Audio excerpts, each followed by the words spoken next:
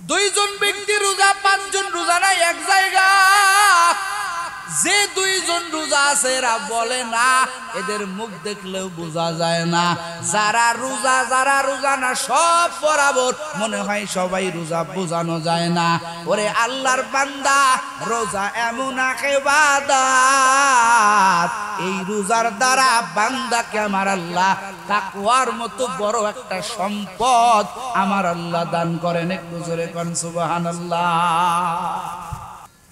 রমজানুল মুবারক, এই রমজান আমাদের সামনে আগত। এই মাসে ইবাদত বাড়ায় দিবেন না কমায় দিবেন? কথা কন না, খুব দামি মাস। একটা বছর পরে আবার রমজানুল মুবারক আসতেছেন রে বাবা। কত আল্লাহর বান্দার কপাল খারাপ, কত আল্লাহর বান্দা এই রমজানের আগে কবরে চলে গেল। এজন্য আমার নবী কয়, শাবান পাইবা, রজব পাইবা, রজব পাওয়ার সাথে সাথে তুমি দেরি করিও না। আল্লাহর কাছে দোয়া করো, হে মালিক, আল্লাহুম্মা বারিক লানা ফি রজব ওয়া শাবান ওয়া বাল্লিগনা রমাজান ওয়া বাল্লিগনা রমাজান ওয়া বাল্লিগনা রমাজান। নবী আমার কয়, মরণ তো বরণ করা লাগবে, কিন্তু উম্মতেরা তোদের জন্য একটা দামি মাস, যেই মাসের এত ফজিলত, আমার নবী কোন মাসের ব্যাপারে এত ফজিলতের কথা আমার নবী বয়ান করে নাই রে বাবা। আমার নবী কয়, রজব যখন পাইবা আল্লাহর কাছে দোয়া করো, ও দয়ার মালিক, রজব আর শাবানের বরকত আল্লাহ আপনি আমারে দান করেন। আর এই শাবানের পরে একটা দামি মাস রমজানুল মুবারক, ও আল্লাহ, রোজার আগে মরণ দিয়েন না, রোজা পর্যন্ত পৌঁছাইয়া দেন। যদি মরাও লাগে রমজানে মরণ দিবেন, কারণ রমজান এমন দামি মাস। ও 12 মাইলের মুসলমানেরা, ও আল্লাহর যুবকেরা, 18 মাইলের যুবকেরা, কলিজার টুকরা যুবক, পর্দার আড়ালের আম্মা জানেরা, ও আল্লাহর বান্দারা, আমার নবী বলে, রমজানে মর, তোর কবরে আযাব আমার আল্লাহ দিবে না। জোরে কোন সুবহানাল্লাহ। এই রোজার দ্বারা আল্লাহ তাকওয়া বানাবেন। অনেকে তো ভুলেই গেছি, রমজান আসতেছে ভুলেই গেছি, প্রস্তুতি নাই। অথচ যারা মুমিন, যারা আল্লাহর খাঁটি গোলাম, এরা কখনো ভুলে না রমজানের কথা। কথা কোন ঠিক কি? আমার নবী কয়, শাবানে গণনা করো, গণনা করো, এ আল্লাহর বান্দারা গণনা করে হিসাব করো, আর কয়দিন পরে রোজার, কয়দিন পরে রোজা। এ আল্লাহর বান্দারা, কলিজার যুবক, এই জন্য আল্লাহর যারা খাঁটি গোলাম, এরা রমজান ভুলে না। এই বান্দাগুলো রমজানের অপেক্ষায় থাকে। জোরে কোন ঠিক কিনা? ভুলবো না, ভুলা যায় নাকি মাহে রমজানের স্মৃতি? বলেন, ভুলবো না, ভুলা যায় নাকি মাহে রমজানের স্মৃতি? এ মাসের কত ফজিলত, এই মাসের কত ফজিলত, জানো কি মুসলিম জাতি?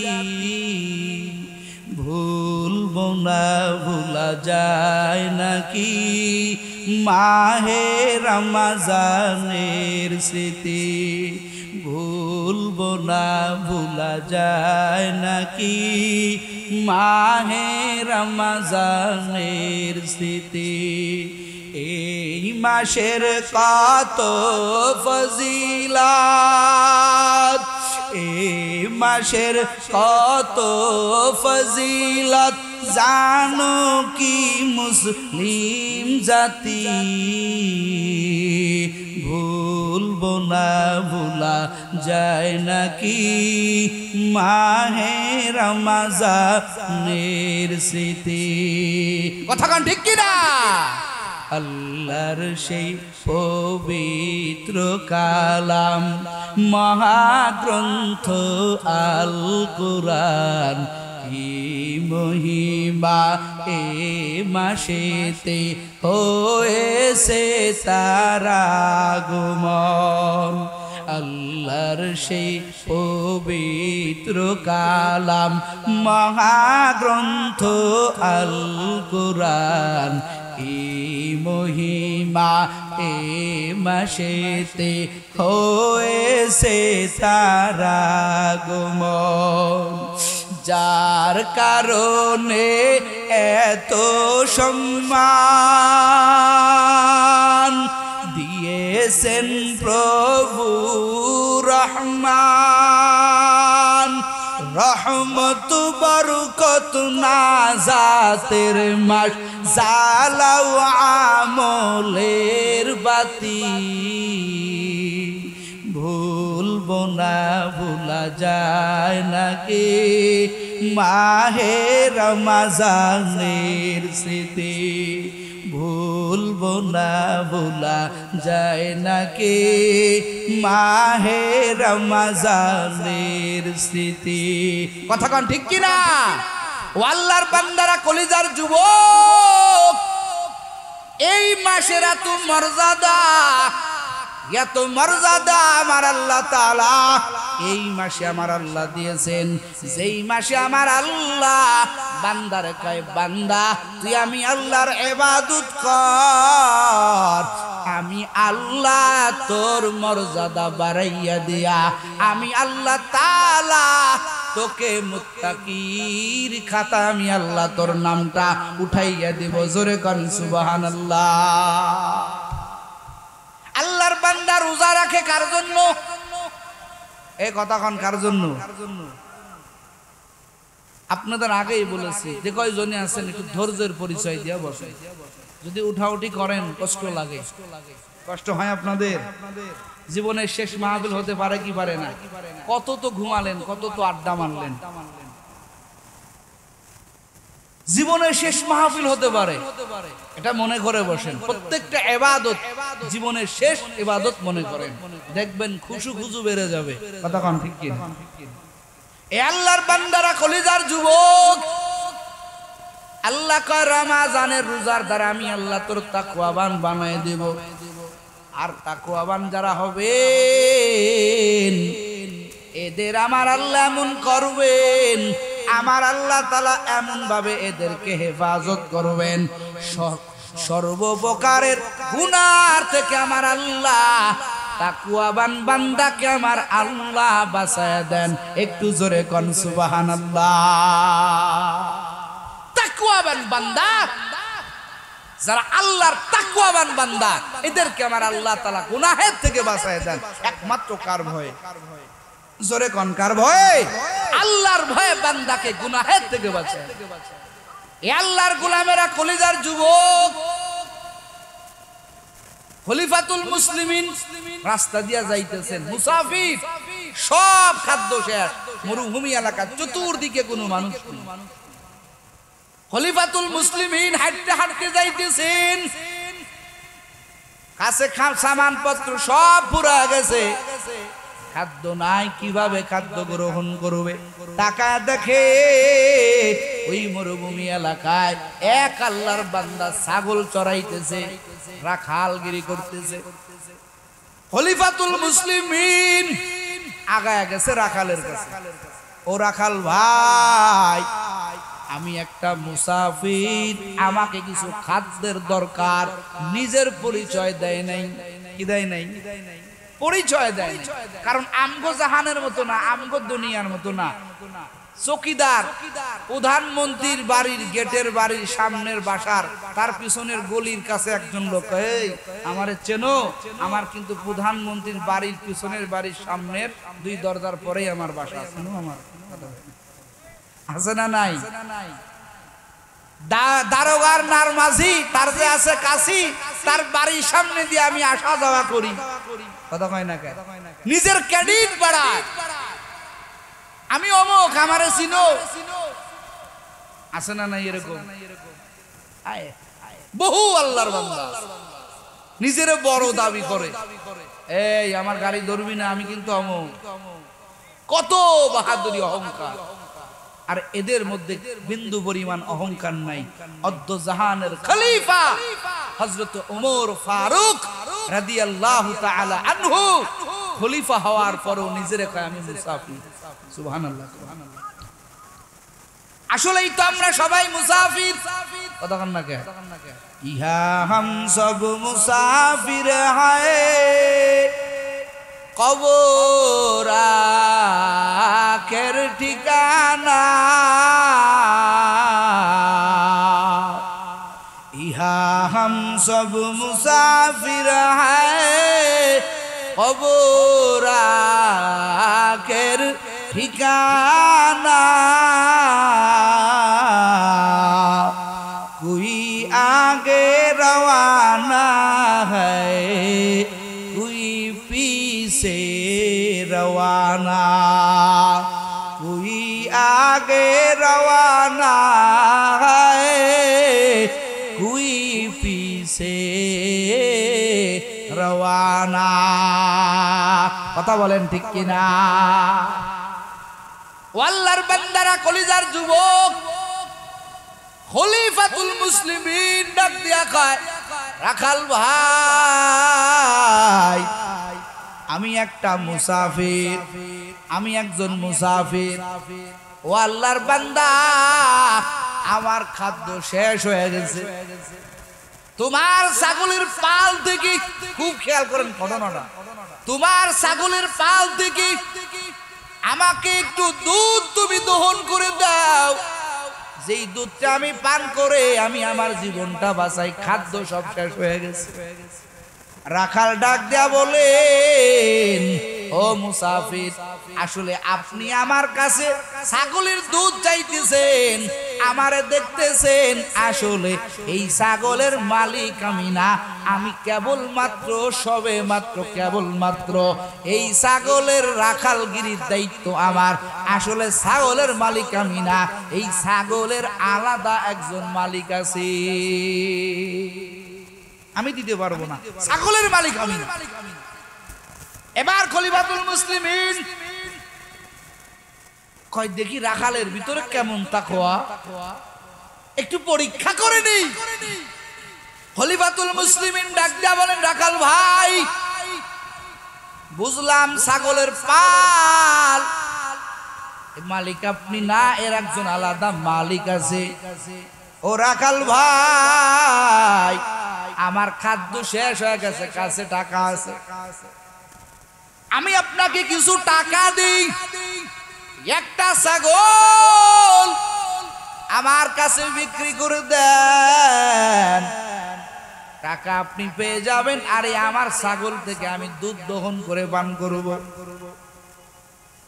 এবার খলিফাতুল মুসলিমিন ডাক দেয়া কয়, রাখাল, আপনার মালিক যখন জিজ্ঞাসা করবে এই ছাগল একটা কোথায় গেল, আপনি আপনার মালিকরে বুঝ দিবেন একটা ছাগল বাঘে খেয়ে ফেলছে।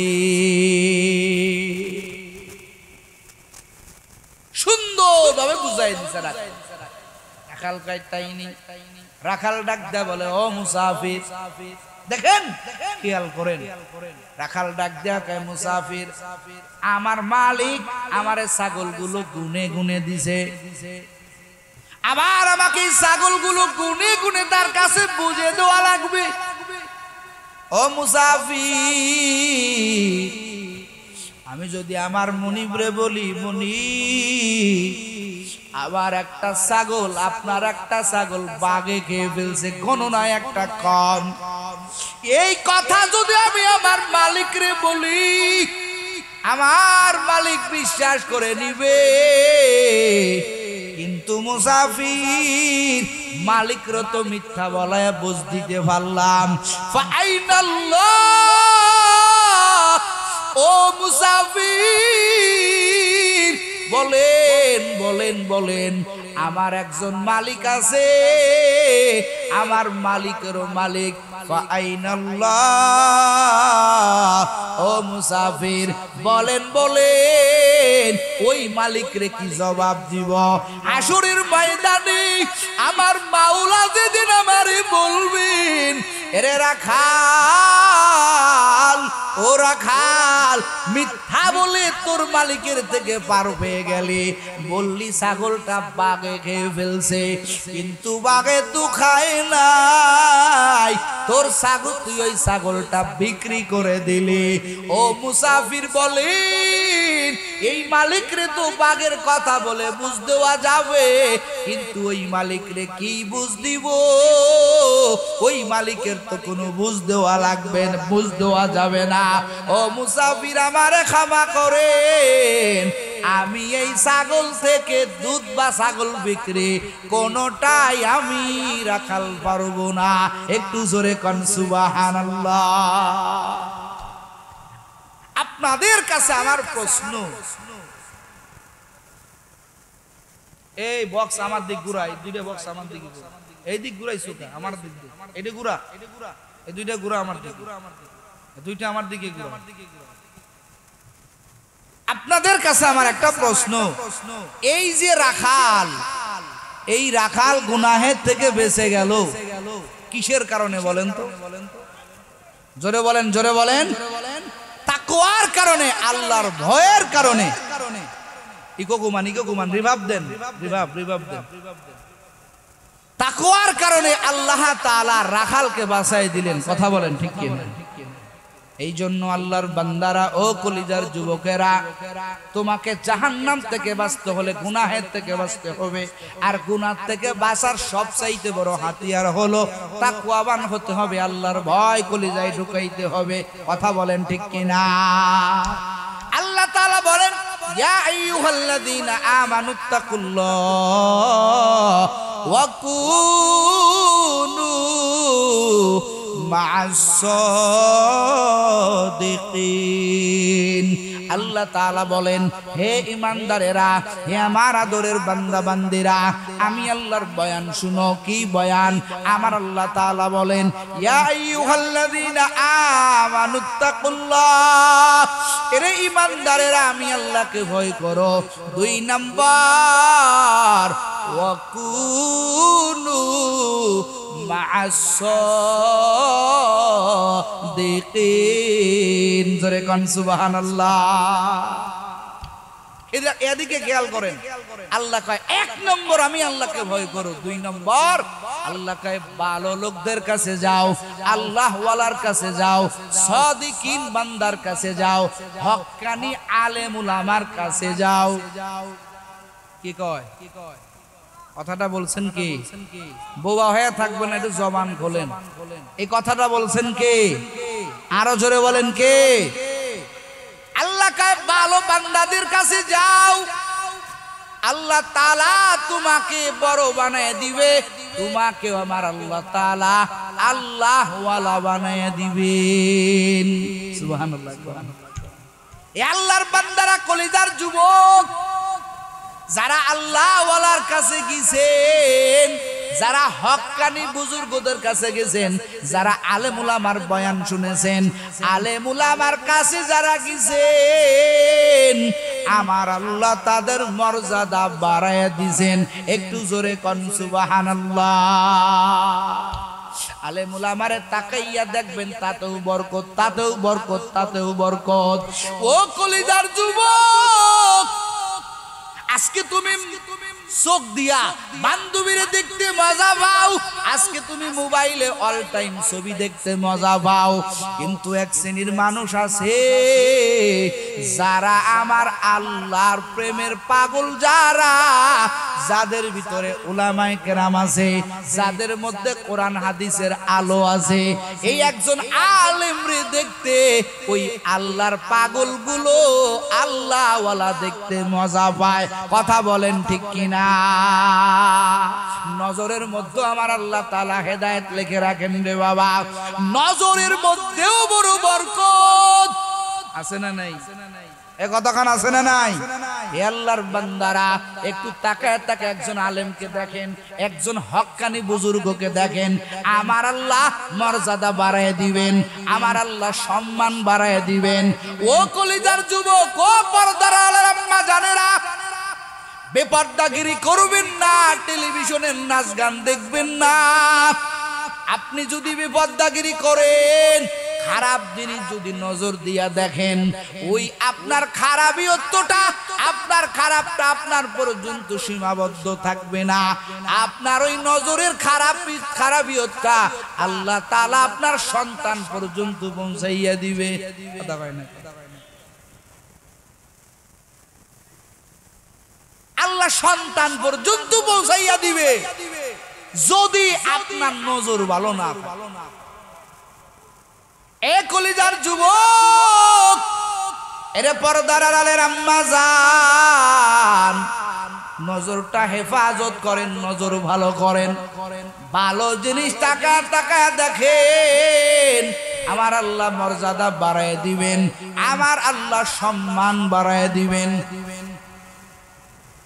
নজরের মধ্যেও বরকত, নজর দিয়া তাকায় থাকলেও বরকত। এই খেয়াল করেন, একটা হাদিস শুনাই, নবী বয়ান করে। এই ভাই, বয়ানের মাঝে কি ঝামেলা, কি সম্মান, সমস্যা কি? সমস্যা কি? এই বক্স আমার দিকে ঘুরান না ভাই, আমার দিকে ঘুরান, এদিকে ঘুরান, এইদিকে বক্স, এদিকে ঘুরান।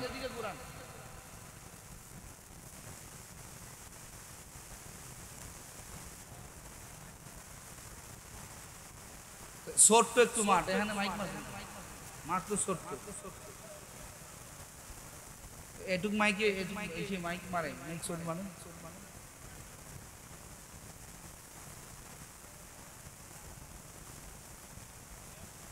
আপনারা একটু শান্ত হন ভাই, ইলেকট্রনিক ব্যাপার ভাই ঠিক করতে, শান্ত হন। বয়ানের মাঝে তার কেটে গেলে বয়ান করা খুব কষ্ট। দেখি এদিকে এদিকে এদিকে খেয়াল করেন, এদিকে খেয়াল করেন। যে কথা বলতেছিলাম, সোহবতের কারণে আল্লাহ তাআলা মানুষের মর্যাদা বাড়ায় দেয়। তো বলতেছিলাম, একটা হাদিস আপনাদেরকে শোনাই। নবী এরকম বয়ান করতেছেন, খুব খেয়াল করেন। নবী বয়ান করতেছে, বয়ান করেন কে? নবী বয়ান করতেছেন। আমার নবী সাহাবাদেরকে নিয়ে বয়ান করতেছেন। সাহাবা কেরাম নবীর বয়ান শুনতেছে রে বাবা। এখন সাহাবাদের থেকে দূরে একটা ইহুদির সন্তান, 11-12 বছর বয়স।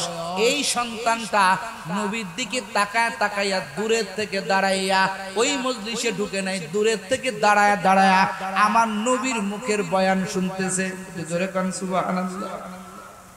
আল্লাহর বান্দারা, ও কলিজার যুবক, ও পর্দার আড়ালের আম্মা জানেরা, দেখেন এই বাচ্চাটা নবীর বয়ান শুনে আমার নবী তাকাইয়া দেখে, কারণ আমার নবীর বয়ানের ভাবটা ছিল, নবী আমার ডানে তাকাইতেন, আস্তে আস্তে ধীরে ধীরে ধীরে ধীরে সমস্ত মানুষের দিকে নবী তাকায়া তাকাইয়া নবী আমার বয়ান করতেন রে বাবা। সাহাবায়ে কেরাম নবীরে দেখতো, আমার নবীও তাকাইয়া তাকাইয়া প্রত্যেকটা সাহাবীকে আমার নবী দেখতেন। একটু জোরে কান সুবহানাল্লাহ। এখন ওই যে দূরে একটা ইহুদির সন্তান দাঁড়ায় আছে, নবী ওই ইহুদি সন্তানটারে তাকায়া দেখে। একটু জোরে কান সুবহানাল্লাহ। বেশ কয়েকদিন ওই ইহুদির সন্তান তাকাইয়া তাকাইয়া বয়ান শুনেন। হঠাৎ করে নবী একদিন তাকায়া দেখে ইহুদির সন্তানটা দেখা যায় না। আমার নবী বলেন, ও সাহাবায়ে কেরাম, আমি নবী যখন বয়ান করতাম, একটা ইহুদির সন্তান আমি নবীর বয়ানটা দাঁড়ায় দাঁড়ায় শুনতেছে। আমি এই দৃশ্যটা দেখতাম, একটা ইহুদির সন্তান আমি নবীর বয়ানটাও দাঁড়ায় দাঁড়ায় শুনতেছে। আজ কয়েকদিন হয়ে গেল ওই ইহুদির সন্তানটা দেখা যায় না। আমার নবী কেমন নবী? আমার নবী একটা ইহুদির সন্তানের খোঁজ খবর নিতেন। একটু জোরে কোন সুবহানাল্লাহ। আর আমরা পাশের ঘরে আমার মুসলমানের খোঁজ খবর নেই না, কে খাইলো কে না খাইলো আমরা খোঁজ খবর নেই না, কথা পাই না। কে ইফতারি করলো কে করলো না এটার খোঁজ খবর আমরা নেই না। এরে যুবক না, নিজে ইফতারি করতেছো খেজুর দিয়া, রুটি দিয়া, আপেল দিয়া, আঙ্গুর দিয়া, বেদানা দিয়া, কত প্রকারের শরবত দিয়া। পাশের বাড়ির একটা ভাই বড় গরিব, এই গরিব ভাইটা গিলাস পানি আর একটু শুকনা রুটি, একটা খেজুর কিনার টাকা নাই, এক গিলাস দুধ কিনার টাকা নাই, একটু সাথে নিয়ে ইফতারি করিও। আমার নবী বলেন সম পরিমাণ রোজার সওয়াব আমার আল্লাহ আমল নামায় দান করবেন।